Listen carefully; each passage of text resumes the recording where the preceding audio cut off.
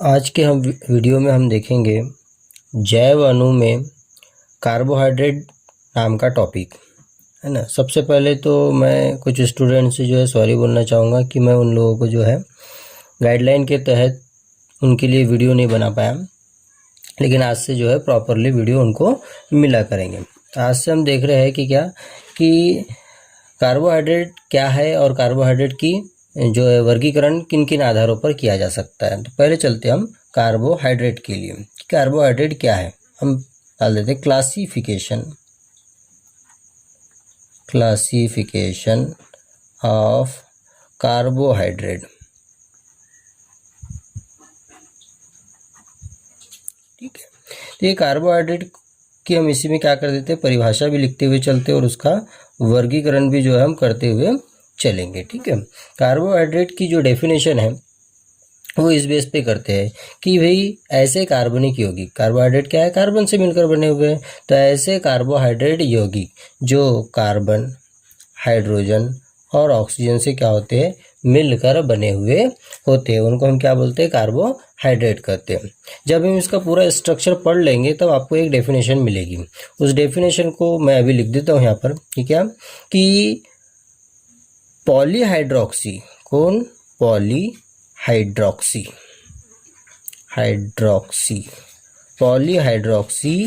Aldehyde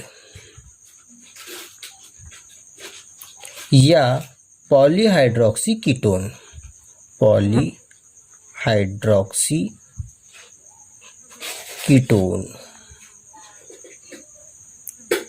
polyhydroxy aldehyde या polyhydroxy ketone को आजकल हम क्या कहते हैं, कार्बोहाइड्रेट के नाम से जानते हैं। ये इसकी क्या है, आधुनिक डेफिनेशन है। ये पुरानी डेफिनेशन है सिंपल भाषा में, क्या कि कार्बन, हाइड्रोजन और ऑक्सीजन से मिलकर बने हुए यौगिक क्या कहलाते हैं, कार्बोहाइड्रेट कहलाते हैं। लेकिन आजकल पॉलीहाइड्रोक्सी एल्डिहाइड और पॉलीहाइड्रोक्सी कीटोन को हम क्या बोलते हैं, कार्बोहाइड्रेट के नाम से जानते हैं। पॉलीहाइड्रोक्सी एल्डिहाइड मतलब क्या होगा, पॉलीहाइड्रोक्सी मतलब जिसमें बहुत सारे OH हो, OH, हाइड्रोक्सी मतलब OH, पॉली मतलब बहुत सारे OH हो, और क्या हो, एल्डिहाइड, कम से कम क्या होना चाहिए, एक एल्डिहाइड समूह होना चाहिए।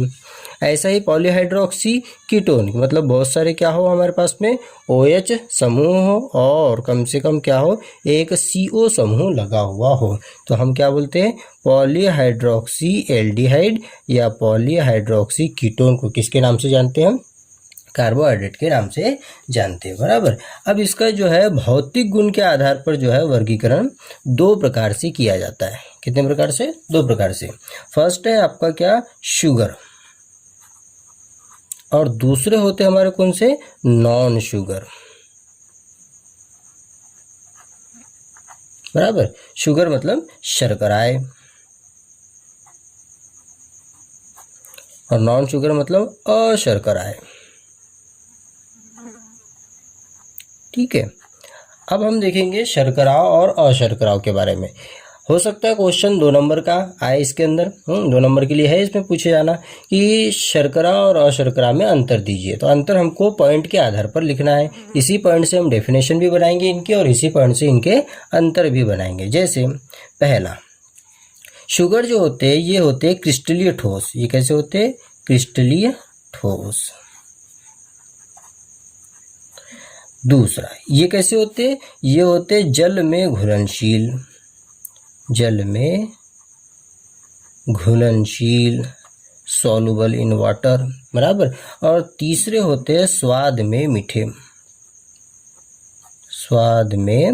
मीठे।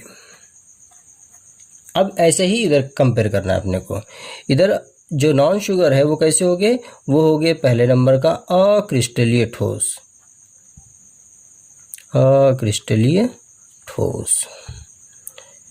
दूसरा, ये कैसे होते हैं, ये जल में अघुलनशील होते हैं,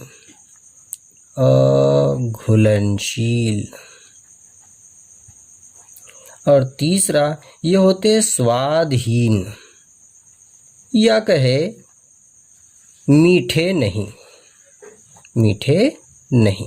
यही क्या हमारे इसमें अंतर भी है, यही क्या हमारी डेफिनेशन भी। कैसा कि शुगर या शर्कराएं क्रिस्टलीय ठोस तथा जल में घुलनशील होते हैं तथा स्वाद में मीठे होते हैं, जबकि अशर्कराय अक्रिस्टलीय ठोस, जल में अघुलनशील तथा स्वाद में मीठे नहीं या स्वादहीन होते हैं। यही अपने क्या हो जाएंगी, इसकी 3 शब्दों को जोड़कर डेफिनेशन हो जाएगी। और चाहे तो हम इसमें क्या कर सकते हैं, अंतर भी लिख सकते हैं। अब हम देखेंगे इनके एग्जाम्पल। ठीक है, तो हम इसके पहले एग्जाम्पल के बारे में देख लेते हैं। हम किसके एग्जाम्पल देखने जा रहे हैं? सबसे पहले हम देखने जा रहे हैं शुगर के एग्जाम्पल। शुगर के एग्जाम्पल में हम रख देते हैं पहला, एक है हमारे पास में फ्रक्टोज। ठीक है, दूसरा है हमारे पास में सुक्रोज, तीसरा है हमारे पास में ग्लूकोज, चौथा है हमारे पास में माल्टोज, और पांचवा है हमारे पास में लैक्टोज। अब ये है शुगर के मतलब शर्कराओं के 5 उदाहरण। ठीक है, अब इसमें एक जो है एक आंसर छिपा हुआ है कि शुगर तो है, इन 5 शुगर में कौन अधिक मिठास वाला है और कौन जो है कम मिठास वाला है, इसके लिए भी ऑब्जेक्टिव का प्रश्न हो सकता है। तो इसको जो है मैंने क्रम में तैयार करके रखा हुआ है। कैसे कि जो फ्रक्टोज होता है ये सबसे ज़्यादा मीठा होता है, फिर बाद में जो है ये सुक्रोज होता है जिसको हम गन्ने की शर्करा भी बोलते हैं, मतलब खाने की शक्कर हमारी। फिर है हमारे पास में कौन था, ग्लूकोज, बराबर, ग्लूकोज पाउडर होता है। फिर है माल्टोज, और लास्ट में आता है किसको, लैक्टोज। लैक्टोज कैसे मिलता है, दूध से, मतलब ये क्या है, दूध की शर्करा है, बराबर। और ये है आपका फ्रक्टोज। ठीक है, ये फ्रक्टोज जो है शहद वगैरह से हमको मिलता है। ठीक है, ये था इसका उदाहरण। और इनके यानी कि ये कैसा है, ये अधिक मिठास वाला है, ये अधिक मीठा है, और ये कैसा है, सबसे कम मीठा है, बराबर। ऐसा ही किसके लिए देखना है अपने को एग्जाम्पल, ऐसा ही एग्जाम्पल देखना है हमको नॉन शुगर के। नॉन शुगर के एग्जाम्पल यहाँ कर देते हैं हम। एक हो जाएगा हमारे पास में क्या, स्टार्च, दूसरा हो जाएगा कौन, सेलुलोज, और तीसरा हो जाएगा कौन, ग्लाइकोजन। ठीक है, ये क्या हो जाएगा हमारे ग्लाइकोजन। ये क्या है हमारे, ये अशर्कराओं के उदाहरण है, और ये कौन है, हमारे शर्कराओं के उदाहरण है। इसका अब दूसरा आधार है वर्गीकरण। ये एक टाइप का वर्गीकरण था, अब दूसरा वर्गीकरण काय के बेस पे है, दूसरा वर्गीकरण है इनके अणुओं की संख्या के आधार पर, उसको भी हम देखते हैं। ये वर्गीकरण जो है उनके अणुओं की संख्या के आधार पर है, बराबर। कार्बोहाइड्रेट जो है मुख्य रूप से 3 प्रकार के होते हैं। पहला होता है आपका मोनोसेकेराइड, सेकेराइड, बराबर। दूसरे होते हैं ऑलिगोसेकेराइड,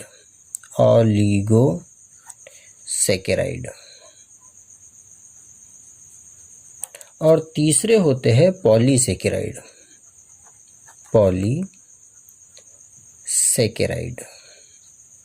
ठीक है, अब हम एक एक को देखते जाते हैं। मोनोसेकेराइड का मतलब होता है कि ऐसे कार्बोहाइड्रेट के अंदर उनके अणुओं की संख्या कितनी होगी, 1। जबकि ऑलिगोसेकेराइड का जो है उनकी संख्या वो होती है 2 से लेके 10 तक। कितनी होती है, 2 से लेके 10 तक उनकी संख्या होती है। और पॉलीसेकेराइड में उनकी अणुओं की संख्या कैसी होती है, असंख्य, मतलब n होती है। ठीक है, अब मोनोसेकेराइड जो है ये फिर 2 प्रकार के हो सकते हैं।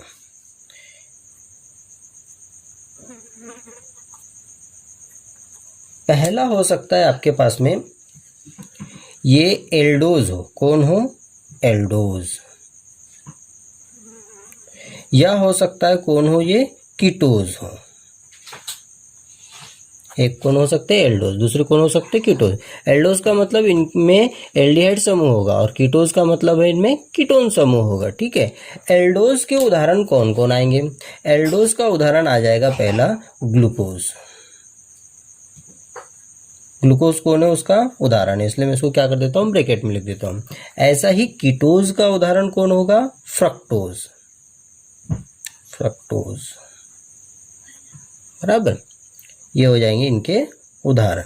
ठीक है, ये हो जाएगा आपका मोनोसेकेराइड। तो मोनोसेकेराइड में हम कैसा बोलेंगे कि वे कार्बोहाइड्रेट जो एक ही अणु है, तो एक अणु है तो टूट के कोई दूसरा बनाएगा क्या ये? नहीं। एक अणु है तो टूट सकता है क्या? नहीं टूटेगा। टूट के दूसरे कार्बोहाइड्रेट नहीं बनाएंगे। तो ऐसे कार्बोहाइड्रेट जो जल अपघटित नहीं होते हैं उनको हम क्या बोलते हैं? मोनोसेकेराइड कहते हैं। ये कितने प्रकार के होते हैं? 2 प्रकार के। क्रियात्मक समूह के आधार पर 2 प्रकार के। एक है आपका क्या? एल्डोज। इसका उदाहरण कौन है? ग्लूकोज। बराबर। इसमें एल्डिहाइड समूह होता है। और कीटोज, इसमें कौन होता है? कीटोन समूह होता है। उदाहरण कौन है इसका? फ्रक्टोज। अब ऐसे ही हमारे क्या? ऑलिगोसेकेराइड। ऑलिगोसेकेराइड जो है आगे और भी प्रकार के हो सकते हैं। जैसे ऑलिगोसेकेराइड में आता है आपका, ये पहला प्रकार हो जाएगा डाइसेकेराइड। Disaccharide, disaccharides. बराबर। दूसरा हो जाएगा ट्राई, और चौथा हो जाएगा टेट्रा, टेट्रा सेकेराइड। ठीक है।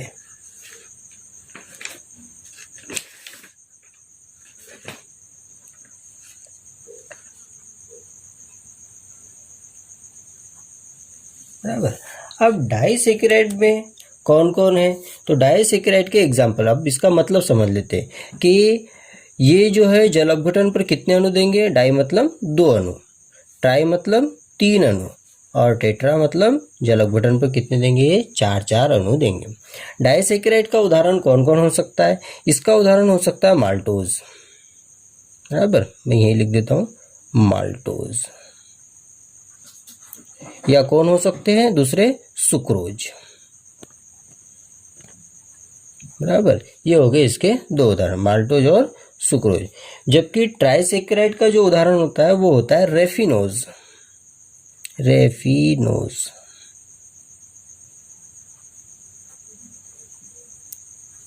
और ऐसा ही टेट्रासेकेराइड का उदाहरण होता है स्टेकियोज। स्टेकियोज। बराबर। ये क्या हो जाएंगे? इनके उदाहरण हो जाएंगे। अब है हमारे पास में कौन? पॉलीसेकेराइड। ये पॉलीसेकेराइड भी कैसे होते हैं? ये भी 2 किस्म के होते हैं। पॉलीसेकेराइड का मतलब क्या? कि ऐसे कार्बोहाइड्रेट जो जल अपघटन पर क्या करते हो? बहुत सारे मोनोसेकेराइड के अणु देते हैं। कौन? मोनोसेकेराइड के बहुत सारे अणु देते हैं, तो वो क्या कहलाएंगे हमारे लिए? पॉलीसेकेराइड। ये कैसे किस्म के हो सकते हैं? तो 2 किस्म के हो सकते हैं। नंबर फर्स्ट, एक हो सकते हैं आपके कौन? सम पॉलीसेकेराइड। सम पॉलीसेकेराइड। और दूसरे होते हैं आपके कौन? विषम पॉलीसेकेराइड। विषम पॉलीसेकेराइड्स। ठीक है। अब सम पॉलीसेकेराइड सामने ही लगा हुआ है सम, कि ऐसे पॉलीसेकेराइड है ना, ऐसे पॉलीसेकेराइड जो जल अपघटन पर समान मोनोसेकेराइड के अणु देते हो उसको हम क्या बोलेंगे? सम बोलेंगे। और ऐसे पॉलीसेकेराइड जो जल अपघटन पर विषम मोनोसेकेराइड के अणु देते हैं वो क्या कहलाएंगे? विषम पॉलीसेकेराइड कहलाएंगे। बराबर। अब सम पॉलीसेकेराइड कौन कौन है? तो सम पॉलीसेकेराइड जो है स्टार्च है। इनके एग्जाम्पल कौन है? स्टार्च। दूसरा है आपके पास में कौन? सेलुलोज। ये कौन है? ये सम है। जब इसका जल अपघटन होगा तो एक समान मिलेंगे। बराबर। इसका जल अपघटन होगा तो समान प्रकार के मोनोसेकेराइड हमको क्या है? मिलेंगे। ठीक है। जबकि विषम पॉलीसेकेराइड का उदाहरण कौन होता है? ग्लाइकोजन। ये एक बहुत बड़ा प्रश्न है यदि हम इसको पूरी तरीके से डेफिनेशन के तौर पर लिखने जाए तो। जैसे इसके पहले 2019 में जो है ये पॉलीसेकेराइड की डेफिनेशन पूछा था, तो क्या बोलेंगे हम? कि ऐसे कार्बोहाइड्रेट जो बहुत सारे मोनोसेकेराइड के अणुओं से मिलकर बने होते हैं, या जल अपघटन पर बहुत सारे मोनोसेकेराइड देते हैं, उसको हम क्या बोलेंगे, पॉलीसेकेराइड कहेंगे। ठीक है, और ये रहे दो प्रकार के सम पॉलीसेकेराइड और विषम पॉलीसेकेराइड। बस उदाहरण हमको उसके अंदर क्या करना पड़ता है, लिखना पड़ता है। ये 2 नंबर के लिए प्रश्न है। तो यदि आपको 2 नंबर में वर्गीकरण आता है तो आप क्या करोगे, इस तरीके से एक ग्राफ बनाओगे और उसका आंसर आपका क्या हो जाएगा, खत्म हो जाएगा। ठीक है, ये 2 नंबर के लिए काफ़ी है। यदि क्या होगा, एक एक डेफिनेशन लिखने के लिए आती है तो हम क्या करेंगे, एक एक हेडिंग डाल के एक एक डेफिनेशन उसकी लिखेंगे। आई होप कि आपको ये वाला वर्गीकरण जो है आसानी से समझ में आया हो। इसके अगले टॉपिक में हम देखेंगे कि ग्लूकोज और फ्रक्टोज के विभिन्न संरचनात्मक सूत्र, है ना, हायवर्थ के सूत्र और उनको याद रखने की तकनीक। ठीक है।